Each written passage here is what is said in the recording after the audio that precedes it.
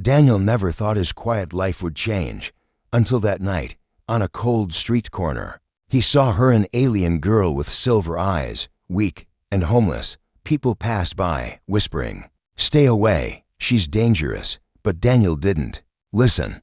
He offered her food and hired her just to clean his house. It should have ended there. But later that night, as he tried to sleep, he felt it, a presence, a shadow moving inside his own room. When he opened his eyes, she was there, the alien girl, sitting silently on his bed, staring at him. And with a trembling voice, she whispered, "You should not have helped me, human, because now they will come for both of us." Daniel lived a quiet life in a small town. His house stood at the edge of the street, where few people ever walked after dark. Most nights were silent, and Daniel liked it that way. But one evening, when the wind was cold and the sky was gray, something unusual caught his eyes. Near the corner of the street, under a broken lamp, he saw a figure sitting on the ground.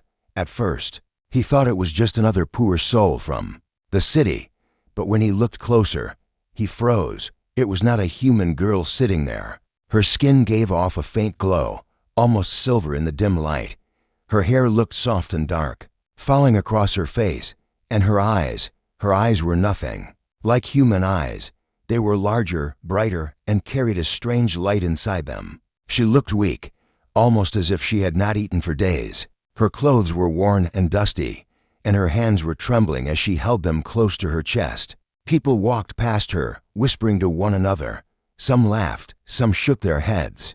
Daniel could even hear a man mutter, "That thing is trouble, keep her away." But Daniel did not move away. Something about her made him stop. He had never seen an alien up close before, and now one was right in front of him, lost, alone, and clearly with nowhere to go. He stepped closer, and the girl lifted her head. Her eyes locked on his, and for a moment, Daniel felt like the world around them had gone silent. She did not speak. She only looked at him with a mixture of fear and pride, as if she expected him to walk away like everyone else. Instead, Daniel reached into his pocket and pulled out a small packet of bread he had bought earlier. He held it out to her. She blinked, her hands shaking as she slowly took it.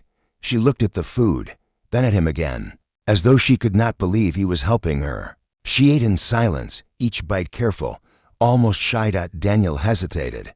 He knew nothing about her. He had heard the stories on the news, aliens wandering the cities, homeless and without a place, often ignored by humans. People said they were strange. Some even said dangerous. But watching her, Daniel could not believe that.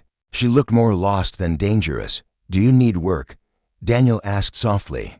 His own house had been messy for weeks, and he had been too tired to keep it in order. It felt like the easiest way to help her without making her feel pitied. The girl's lips moved slightly, and after a long pause, she whispered, "Work." Her voice was quiet, gentle, with an accent Daniel had never heard before.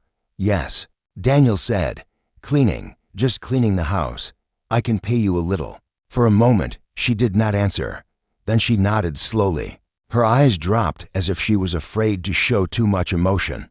Daniel helped her stand, and he noticed how light she felt, as if her strength was fading away. They walked back to his house. In silence, the streetlights flickered above them, and the night grew colder. Daniel opened the door to his home and let her step inside. She looked around carefully, touching nothing, only standing near the entrance, like she was unsure if she was allowed to move further. "You can start tomorrow," Daniel said, trying to sound calm. "Tonight, just rest. You can stay here for now." Her eyes widened a little, as if she had not expected such kindness. She bowed her head, whispering something in her own language that Daniel could not understand. Then she said softly in English, "Thank you." Daniel gave her a blanket and let her rest in the guest room.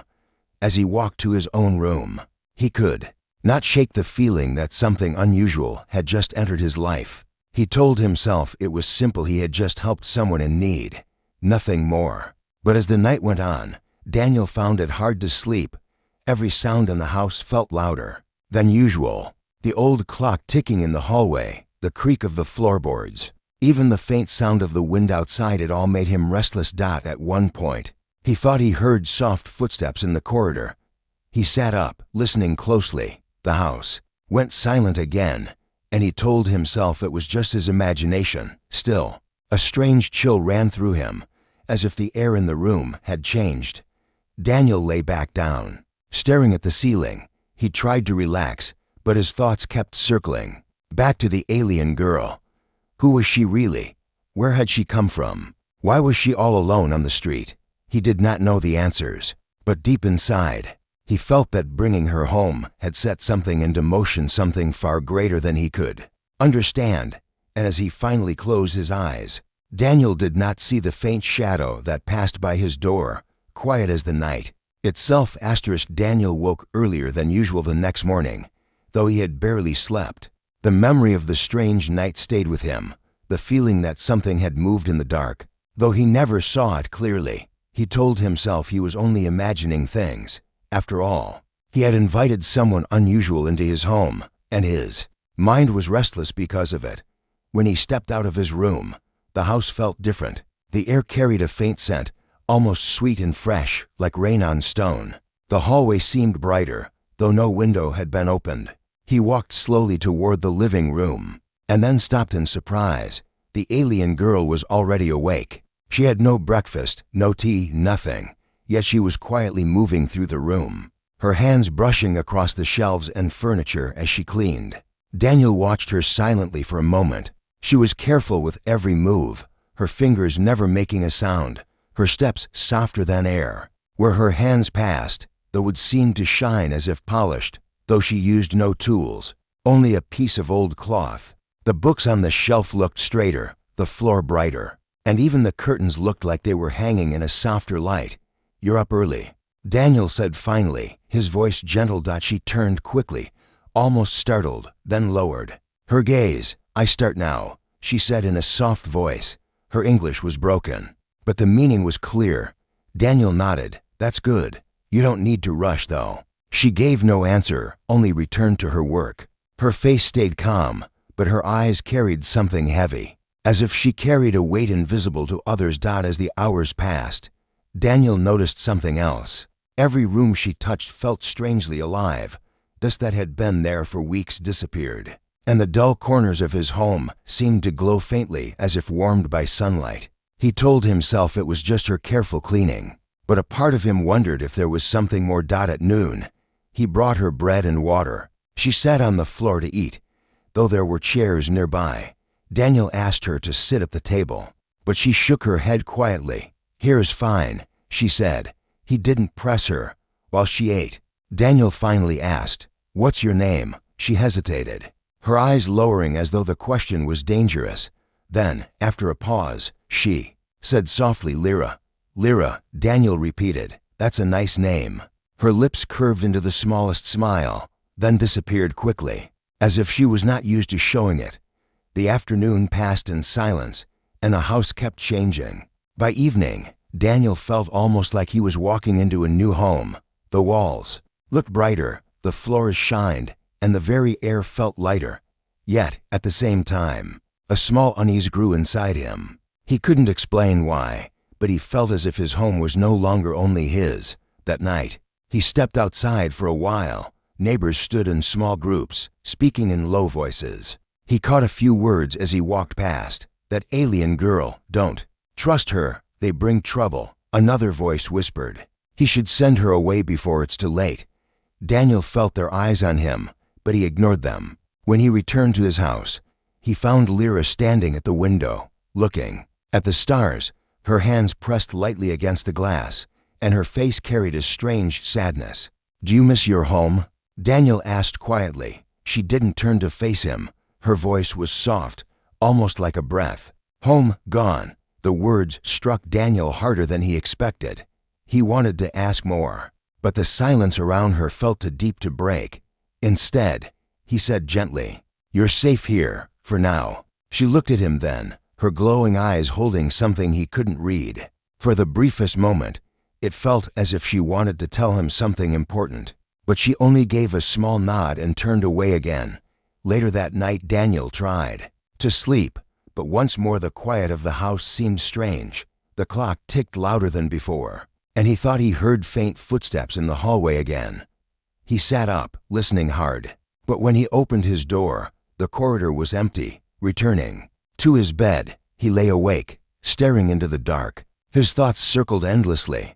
Why was she on the street? Why did her presence make the house feel so different? And what did she mean when she said her home was gone? As his eyes grew heavy, he felt the same uneasy sense as before that he was not alone in his room. He turned his head slowly, and in the corner of the shadows, he thought he saw something move. But when he blinked, it was gone. Daniel closed his eyes tightly, telling himself it was only his tired mind playing tricks. Still, as he drifted off to sleep, one thought stayed with him.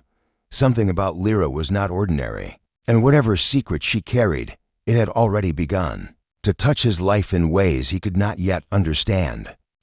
Daniel woke in the middle of the night with his heart beating faster than usual. The air in his room felt heavier, as if the quiet had thickened into something alive. For a moment he lay still, listening. The house was silent except for the steady ticking of the clock in the hallway, yet something was different, something he could not name. Slowly, he opened his eyes. At first, he saw only the faint outline of his room, the shadow of the curtains, and the dim glow of the streetlight slipping through the window. Then his gaze shifted, and he froze. She was there. Lyra sat at the edge of his bed, her silver eyes glowing faintly in the dark. She did not move. She did not speak. She only watched him with a look that made the room feel both strange and unreal. Daniel's breath caught in his throat. He had brought her into his home to work, to give her shelter. Nothing more. Yet here she was, sitting so close, as if she belonged there. Lyra, he whispered, his voice unsteady. Her gaze did not break. She tilted her head slightly, and her voice came soft, almost like a sigh. You should not have helped me, human. The words sent a chill through Daniel. What do you mean? He asked carefully. Her eyes shifted toward the window as if she expected something beyond the glass. Then she looked back at him. They will come, she said, her voice trembling but steady enough to carry weight. They always come.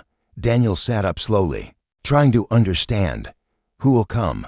Why? Lyra lowered her gaze, her hands resting lightly in her lap. For a long moment she stayed silent, and Daniel thought she might refuse to answer. But then, in a whisper almost too soft to hear, she said, "My people." Daniel felt a strange mix of fear and curiosity rise inside him. He had heard stories of alien groups wandering Earth, but this was different. Something in her tone told him she was hiding more than she showed. You ran away from them? Daniel asked. Her eyes lifted to his again, shining brighter in the dim room. I escaped, she admitted. I had to, but they do not forgive. They follow. Daniel leaned back against the wall, his thoughts racing. He wanted to ask what she was running from, why she was hunted. But before he could speak, she rose quietly from the bed. She moved toward the window and pulled the curtain back just enough to look outside. The street was empty, still and calm, yet the way she stood there, tense and alert, made Daniel uneasy. She touched the glass gently, her reflection shimmering faintly in it, and whispered something in her own language. Lyra, Daniel said softly, if they are looking for you, then being here is not safe. You should have told me. Her face turned toward him, and her expression carried both sorrow and something else. Trust. You gave me food, she said simply. You gave me a place. No one else did. I had nowhere else to go. Daniel could not find words to answer. He looked at her, standing by his window in the stillness of night, her presence both fragile and strong, and he felt an unexpected weight settle on him. He had only meant to show kindness to a stranger, but now he was part of something larger, something he did not understand. Silence filled the room again. The clock ticked faintly, and the wind brushed against the glass. Daniel's eyes drifted toward the shadows outside. For just a moment, he thought he saw movement near the edge of the street, a shape shifting in the darkness. When he blinked, it was gone. He rubbed his eyes, telling himself it was only his imagination. But when he looked at Lyra again, he saw the way her shoulders tightened, the way her hands pressed against the curtain as if she had seen it too. Did you see that? He asked quietly. She nodded once, her eyes narrowing. They watch, she whispered. Daniel's chest tightened. He wanted to demand answers, but something in her calm, serious tone stopped him. Instead, he swallowed and asked softly, "What happens now?" Lyra let the curtain fall back into place. She turned and walked slowly toward the bed again. Her steps were soundless, her presence almost unreal. She stopped near him and looked down. Her voice quiet but clear. "You will understand soon," she said. "But until then, you must not let them take me." Daniel stared at her, trying to read her expression, but her face revealed nothing more. His mind filled with questions, but none of them seemed to matter in that moment. What mattered was the strange truth. His life had changed the moment. He had spoken to her on the street, and now he was caught in something far greater than he had ever imagined. He lay back slowly, still watching her as she moved to the corner of the room. She sat down quietly, curling her arms around her knees, her eyes faintly glowing in the dark. She did not close her eyes, and Daniel realized she was not going to sleep at all. As he drifted uneasily back into slumber, the image of her sitting, there burned into his mind the alien girl who had entered his house as a cleaner, but now carried a secret that might bring danger to them both. And outside, beyond the silent street, a shadow lingered longer than before, waiting, patient, and unseen. Daniel woke with a strange heaviness in his chest, as if he had carried a dream into the morning. He opened his eyes and found the room filled with pale sunlight. For a moment, he thought maybe everything from the night before had been his imagination. But when he turned his head, he saw Lyra sitting in the same place as before, by the corner of the room, awake and silent. She had not slept at all. Her silver eyes shifted toward him as soon as he stirred. They held no anger, no joy, only something deeper and unspoken truth she seemed afraid to share. Daniel sat up slowly. "You stayed awake all night," he said gently. She nodded, as if it was the most natural thing. "I do not sleep," she whispered. "Not when they are near." Daniel's heart gave a small jolt. "Near, you mean? The ones who are looking for you." Lyra lowered her gaze, as if his words confirmed a fear she had been carrying. "They will find me," she said softly. "They always find what they lose." Daniel wanted to ask who they were, but the heaviness in her voice made him pause.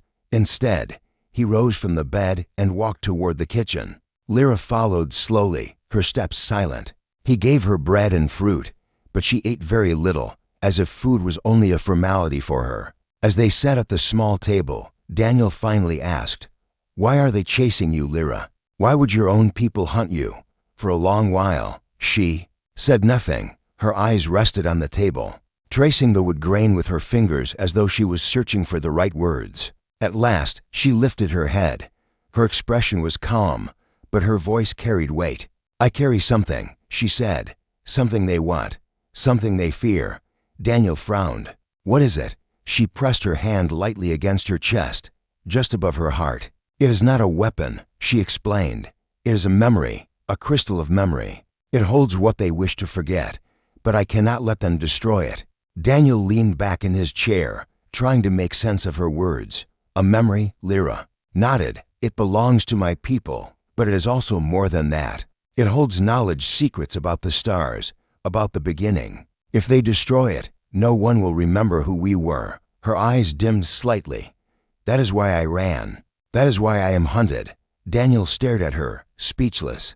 He had never thought the girl cleaning his shelves and dusting his windows could be carrying something so important. He wanted to ask more, but just then he heard the faint sound of voices outside. Through the window, he noticed two neighbors standing together, pointing at his house and whispering. Their faces were tight with suspicion. Daniel's stomach sank. "They've seen you here," he said to Lyra. "People are already talking. They don't trust outsiders." Lyra's expression did not change. She only looked at him with quiet eyes. "You do not trust me either," she said. Daniel opened his mouth to answer, then closed it. The truth was complicated. He wanted to trust her. Something inside him already did. But the shadow outside his window last night, the unease in his chest, the warnings from the neighbors, it all weighed heavily on him. Or still, when he looked at Lyra again, he saw not danger, but loneliness. She had no one else. That truth was plain. He spoke carefully. "I don't know what to believe yet. But I do know this: you're safe here, for as long as I can help it." Lyra's lips trembled, though she quickly hid it by lowering her gaze. She gave a small nod, and Daniel felt a quiet decision pass between them, unspoken but real. The rest of the day moved slowly. Lyra continued to clean, though Daniel noticed she worked with less focus, as if her thoughts were elsewhere. Several times he caught her pausing by the window, her eyes searching the street as though expecting something to appear. By evening, the sky was painted in red and gold, and the house glowed softly in the fading light. Daniel stood outside for a moment, breathing in the cool air. He saw the same neighbors again, still whispering, still watching. Their faces carried the same unspoken warning: send her away before it is too late. But Daniel turned his back on them and went inside. That night, as darkness spread across the town, the quiet returned. Daniel tried to relax, but his mind was restless. He poured himself tea, sat in the living room, and watched Lyra move silently from one room to another. At one point, she stopped near him. Her silver eyes met his, and she spoke with quiet certainty. "They will come soon." Daniel set his cup down, his hand trembling slightly. "What will they do if they find you?" Her gaze did not falter. "They will take me away, and you will never see me again." The words struck Daniel harder than he expected. He looked at her, standing in the dim light, her presence both delicate and strong, and he realized something had shifted inside him. She was no longer just a stranger he had helped. She had become someone he could not simply let go. As silence stretched between them, Daniel made a quiet promise to himself. Whatever the truth was, whatever danger followed her, he would not let them take her without a fight. And outside, far above the quiet street, a faint light moved slowly across the night sky, watching, circling, waiting. The morning sun touched Daniel's small house, but the light could not remove the strange weight that filled the air. He moved quietly through the rooms, expecting to find the alien girl gone. But she was still there, standing by the window, her silver eyes lost in the horizon, as if she was listening to voices that Daniel could not hear. When he softly asked if she was hungry, she turned slowly and gave a faint smile. It was not the smile of someone at peace. It carried sadness and something she was holding back. She whispered that the world outside was not safe for her, but she could not explain why. Daniel felt a strong pull inside him, the kind that told him this was no ordinary guest. The day passed slowly. She moved through the house, touching objects with curiosity, running her fingers across books and pictures. Everything was new to her, yet there was a quiet wisdom in her eyes. Daniel watched her closely. He wanted to ask questions, but felt that pressing too hard might make her retreat into silence again. At night, the unease returned. Daniel tried to rest, but a sound at the window made his heart tighten. When he checked, nothing was there. Yet, the alien girl was already awake, her silver eyes glowing faintly in the dim room. She told him not to worry, but her voice shook slightly, betraying a fear she was trying to hide. Daniel sat near her, waiting, but she stayed silent for a long time. Finally, she said something that chilled him more than the cold night air. "They will find me, and when they do, you will not be safe anymore." Her words carried no anger, only sorrow. Daniel wanted to believe it was just fear from her hard life, but the way she said it felt different, like a promise of something coming. He wondered who they were and why she was so certain.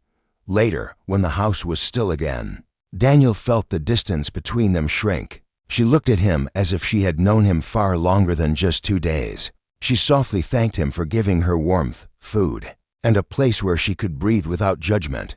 But before he could answer, she added something that made him shiver. "I came into your house because I had no choice, but staying here means more than you know. The night I appeared in your room, it was not only me who entered." Daniel felt his chest tighten at those words. The girl's gaze lingered on him, heavy with unspoken meaning.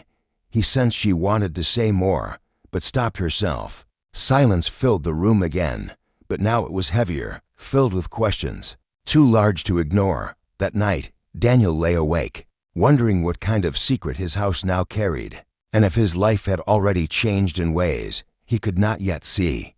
The night stretched endlessly, and Daniel could not rest. His thoughts circled around the girl's words, each one heavier than the last. He had welcomed her into his house out of kindness, but now he realized that he had stepped into something far beyond simple charity. Her presence was not an accident. She was hiding, and whoever she was hiding from was powerful enough to make her afraid. In the quiet hours before dawn, Daniel found her again by the window. Her silver eyes reflected the faint light of the stars. She seemed far away, as if she was listening to a distant voice. When Daniel softly asked what she was waiting for, she turned with a fragile expression. "For the choice you must make," she whispered. Daniel's heart beat faster. He did not understand. She explained, in her calm and broken voice, that her people had lost their home long ago. She had wandered from place to place, never welcomed, never trusted. To most, she was only a burden. But when Daniel gave her work and shelter, it created a bond that could not be undone. She told him that her kind believed in something ancient when someone offered them genuine kindness. It tied their fate together. Daniel struggled with her words. He was just a simple man living a simple life. He had no power, no answers, no weapons against the unseen forces that chased her. Yet she looked at him as if he carried the weight of 1,000 choices. The days that followed carried an invisible pressure. At times, Daniel thought he saw shadows moving outside the house, though when he looked again, nothing was there. The girl grew quieter, but her eyes told him she was expecting something. Finally, one evening, she stood before him and spoke with unusual strength. "They will arrive soon. When they do, they will test you. If you turn me away, you will be safe. If you let me stay, you will no longer walk the same life you once knew." Daniel felt a storm inside him. He looked around his small house, the old walls, the photographs, the books, all the things that made his world steady. And then he looked at her. She stood there with fragile hands, tired eyes, but a spirit that seemed endless. She had no family, no safety, no one to trust except him. Could he send her away? Could he return to his quiet life and pretend he had never met her? The silence stretched between them, but Daniel's answer formed clearly in his heart. He told her that he would not turn her away, that whatever came, they would face it together. Her eyes softened, and for the first time, he saw more than fear in them. He saw hope. She reached out, placing her hand gently over his. Her touch was light, almost trembling, but it carried a meaning that words could not hold. She whispered that he had chosen the harder path, but also the one that would matter most. Outside, the night grew heavy, and a strange hum seemed to rise in the air, faint but steady. Daniel felt it through the floor, like the beginning of something approaching. The girl closed her eyes, listening, and then opened them again with quiet certainty. "They are near," she said, "but do not fear, human. This is only the beginning." Daniel stood beside her, unsure of what was to come, but knowing deep inside that he would not face it alone. And as the strange hum grew stronger, he realized that the simple act of helping a stranger had drawn him into a story larger than he had ever imagined.